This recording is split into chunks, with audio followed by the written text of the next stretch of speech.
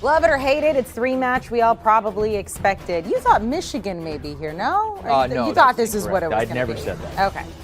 Maybe I I just like did, to put but words in. Yeah, there you go. Alabama, did. Georgia, just 37 days after they met in the SEC championship game when Alabama took down the number one team in the nation. Well, this time Georgia looking for a different outcome and its first national championship in 41 years. Taking a look at a couple bullet points from game preview there. Crimson Tide, by the way, have now been involved in more than half of the college football playoff games played, 13 of 24 to be exact. But despite that, and despite Alabama beating Georgia in the SEC championship, it's the Bulldogs who are favored in this one as of now by 3. So how does Nick Saban feel about that? You know, being an underdog is being an underdog. They have a really good team that's very well respected. We have a tremendous amount of respect for them. And I think, you know, it's important for our players to know what they need to do to be able to continue to have success in the next game, regardless of what happened in the last game, and regardless who was favored and who was underdogs and all that kind of stuff. You know, everybody has pride in performance. Everybody wants to go play well, and we certainly want to do everything as coaches that we can to help our players go out and play well and compete well in a game. 1 week away from the national championship, let's welcome in college football writer, one of the voices you hear on the Cover 3 podcast, Barrett Sallee there. Maybe being an underdog is delicious rat poison to Nick Saban yet again, going up against Kirby Smart, the second time these guys are meeting in just 37 days, Barrett. When it comes to these two coaches meeting yet again, give us your preview of that. Yeah, you know, I think when it comes to Kirby Smart, you have to wonder how he approaches this, because I'm a firm believer that he got way too cute with his defense going into that game from last month. So does he try to get more creative, or does he try to keep it simple? I think for Kirby, the question here is, do you overcoach? Does he overcoach? And is that the right move? So I think there's the monkey on his back. Everybody knows it. But the truth of the matter is, it's really hard to beat Nick Saban. When you have the best players and you have the best coaching staff, you're going to lose a lot. And Kirby Smart has done a great job building that talent. He's got a great staff, obviously, there in Athens, but it's not Alabama. And I think we all know that. So, and for Nick Saban and for Alabama, I think he's going to have to try to get his team back down to earth, right? Because against Georgia last month, that was the first real complete game they played all year long.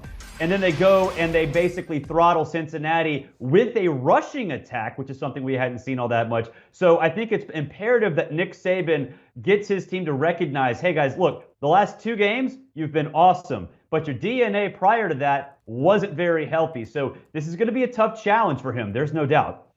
I think one of my favorite quotes from Kirby Smart when it came to after their win against Michigan, he said that Nick Saban had a 5 or 6 hour head start after beating Cincinnati, and he wasn't interested in celebrating. He needs that 5 or 6 hours back that Nick Saban has. So how does Georgia, they have lost 7 straight to Alabama. How do they get over this hump? Well, it's to fix the strength. The strength of that team is the defensive front, and it didn't show up against Alabama.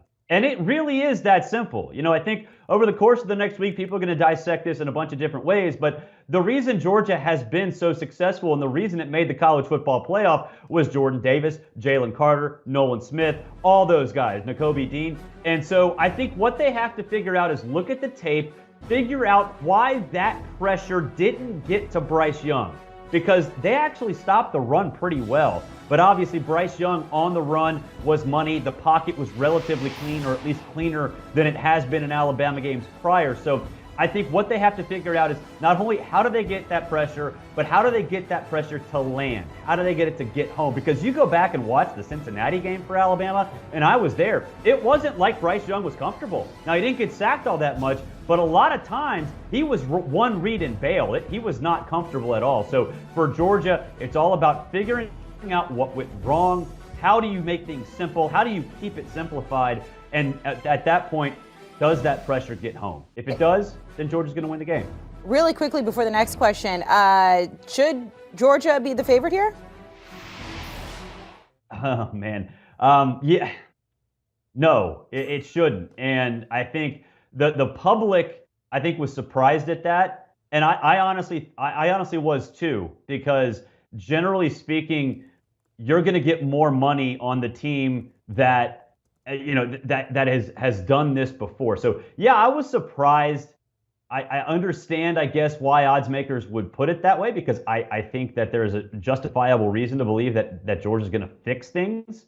But I was surprised honestly, I was surprised it wasn't a pick 'em. I just figured that Vegas would be like, all right, you bettors sort this out, because we don't even know at this point. All right, so all season up until the very end, we were sort of saying, look, it's Georgia and everyone else, and then along comes Alabama yet again. They have won 7 straight against Georgia. If they win this game, how much distance will that create, not just between Alabama and Georgia, but Alabama and the rest of the country?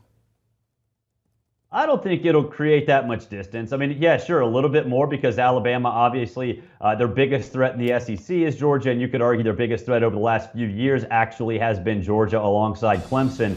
But I don't think the gap will change. I mean, look, I don't, just because Georgia loses to Alabama in this scenario doesn't mean Georgia's not talented, doesn't mean Georgia's not deep, and it doesn't mean that the resources are going to suddenly disappear. So the gap at this point clearly is the hunter versus the hunted. I think Georgia is relatively close. The coaching staff is the difference. Nick Saban and his crew have figured out how to have success at an elite level despite coaching turnover. Kirby Smart really hasn't yet. That's still the narrative now, and I don't think that would change if Alabama beats Georgia once again. See, and we were just all upset that we were going to get this rematch, and you just made us very excited for it, Barrett. We appreciate it, and we'll talk to you a lot over the course of the next week as we inch closer to that national championship a week from today. Barrett, thank you so much. You can hear more from Barrett and all of our guys when it comes to college football on the Cover 3 podcast. Chris, you and I agreed the playoff games were terrible, but there were really good bowl games over the weekend. Pretty good. Yeah, the Rose Bowl was great. The Citrus Bowl wasn't bad, but my Hawkeyes lost. Yeah, well, that's okay. I hope you. How about that? The bowl game's better than the playoff. Oh, maybe we'll talk to Daniel about that. Make sure to download and follow Cover 3 Pod.